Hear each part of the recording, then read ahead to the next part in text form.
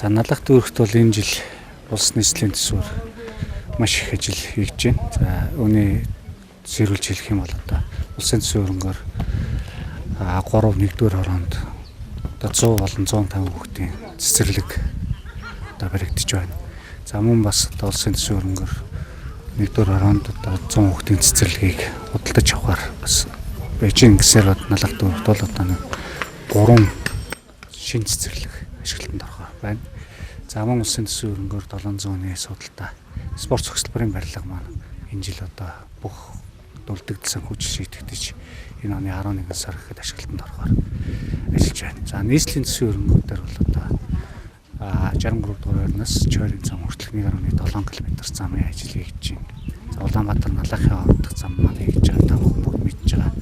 За мөн одоо бас Баатарлын 18 дугаар гудамжны хүчтэй ажил эхлэж байна. Өмөрцөгтөө бол зураас Нарангийн Брезил хүртэлх 4.4 км замын ажил хийгдэж байна. За зам дээр бол юм байна. За мөн гэрэлтүүлгийн хувьд бол одоо 20 он хүртэл налах дүүргийн цэцэрлэгтэй үйл ажиллагааны хөтөлбөртэй одоо налах дүүргийн 100%